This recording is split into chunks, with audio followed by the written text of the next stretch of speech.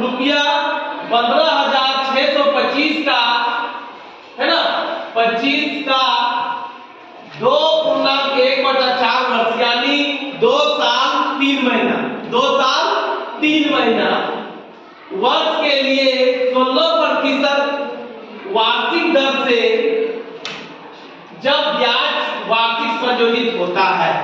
तो सबसे पहले यहाँ मूलधन दिया हुआ है, लिखो यहाँ पे साइड में मूलधन 15,625 ये मूलधन है, रुपया लिखो, मूलधन ये दिया हुआ है। दर 16% दिया हुआ है ना। समय समय कितना दिया हुआ है, यानी 2 वर्ष 3 महीना, इसका मतलब हुआ 2 वर्ष 3 महीना। 1 साल का चौथा भाग, 1 साल में चौथा भाग करेंगे तो कितना होगा, 3 महीना होगा ना, तो 2 साल 3 महीना ये वर्ष इतना। अब हम लोग को निकालना क्या है, पहले 1 साल का निकालेंगे, फिर 1 साल का निकालेंगे, उसके बाद फिर 3 महीना का निकालेंगे, है ना, इस तरह से। तो पहला वर्ष का ब्याज, पहला वर्ष का ब्याज बराबर मूलधन 15,625 गुने दर 16% गुने 1 साल का यानी 1 बटा 1 इसको हम लोग गुना करेंगे इससे, ठीक है। तो यहां गुना करते हैं, देखो 15,625 गुने 16 गुने, तो देखो अब जो है इसमें गुना करेंगे, 6 बचे 30 के 0 हाथ में रहा 3, 6 गुना 12 और 3 12 3 15 का 5 हाथ में रहा 1 6 6 36 और 1 36 और 1 37 के 7 हाथ में रहा 3 6 बचे 30 और 3 33 33 के 3 हाथ में रहा 3 6 कम 6 और 3 9। फिर यहाँ काट दो, 5 एकम 5 2 एकम 2 6 एकम 6 5 एकम 5 और 1 एकम। अब जोड़ दो 0 0 9 और 1 10 की 0 हाथ में रहा 1 9 और 1 10 0 हाथ में रहा 1 है ना 9 या 9 और 5 14 और 1 15 का 5 हाथ में रहा 1 और यहाँ हो जाएगा 2,50,000 है ना। तो कितना आया 2,50,000 1 से गुना होगा तो यही आ जाएगा। अब यहाँ होगा 100, कितना होगा 1 0 यहाँ पे 1 0 रख दिया। अब बचा कितना यहाँ 2500, कितना बचा 2500। तो पहला वर्ष के लिए ब्याज कितना निकला 2500। अब फिर निकालेंगे हम लोग दूसरा वर्ष के लिए, तो यहाँ दूसरा वर्ष का ब्याज, दूसरा वर्ष का ब्याज बराबर क्या करते हैं, दूसरा वर्ष का ब्याज 2500 इससे जोड़ देते हैं, तो इसको जोड़ेंगे 15,625 प्लस 2500 5 2 6 5 11 का 1 हाथ में रहा 1 5 या 2 7 और 1 8 यानी 18,000 कितना आया 18,000। तो इसमें मूलधन कितना हो जाएगा 18,125 गुने 16% गुने समय 1 वर्ष बराबर 100, है ना। फिर 1125 गुने 16 से गुना कर दो, कितना गुना कर दो 16 में 30 के 0 हाथ में रहा 3, 6 गुना 12, 3 15 के 5 हाथ में रहा 1, 6 और 1 हाथ में रहा 4, 6 के 6 और 4 5 एकम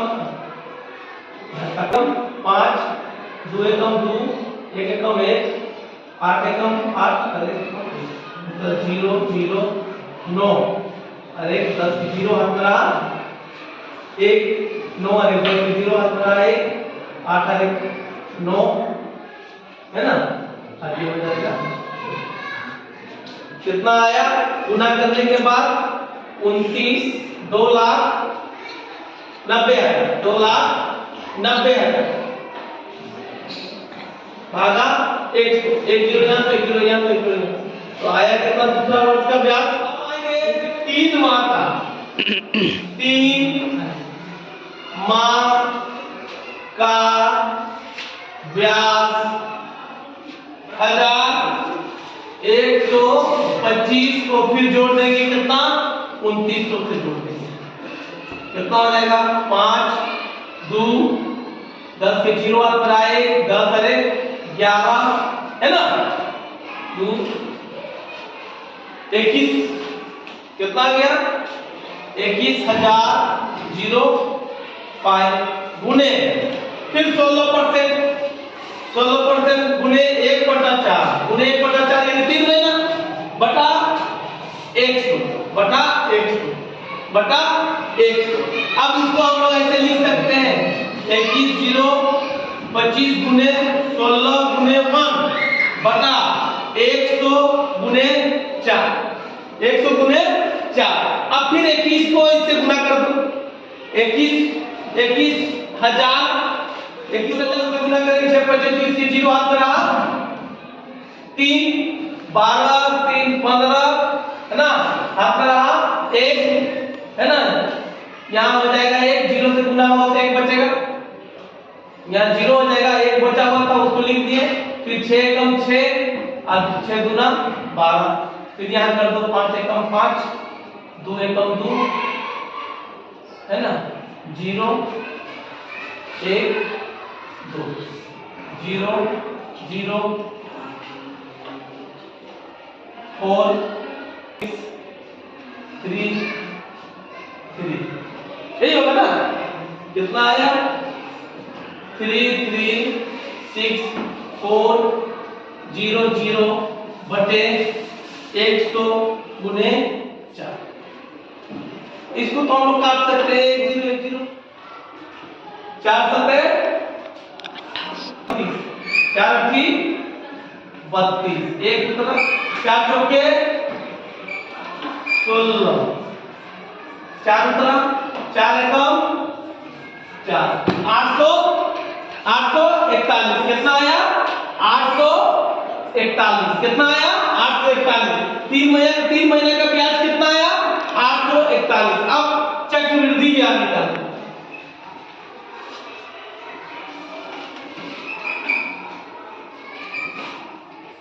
ब्याज बराबर तीनों ब्याज को जोड़ो, पहला ब्याज कितना आया 2500, दूसरा कितना आया 2900, तीसरा कितना आया 841। अब तीनों को जोड़ो, जोड़ते हैं 1 लिख दो, 4 लिख दो, 8 8 बोलो 17 के 7 17 है ना, 17 और 5 17 के 2 हाथ में रहा 2, है ना 2 2 4 और 2 यानी कितना रुपया चक्रवृद्धि ब्याज हो जाएगा 6241। कितना होगा 6241 बराबर होता है मूलधन कितना था पहले 15,000, कितना था 15,000 लिख दो 15,625 प्लस जो चक्रवृद्धि ब्याज आया 6241 41, दोनों को जोड़ दो, 41 को जोड़ेंगे तो हो जाएगा 5 और 1 कितना होता है बताओ? 5 और 1 6 लिख दो, 2 और 4 6 और 2 8, 6 2 8। फिर यहाँ जाओ, 6 और 5 11 और 1 तो 21,666 रुपया हो जाएगा मिश्रधन। 21,866 रुपया, ठीक है।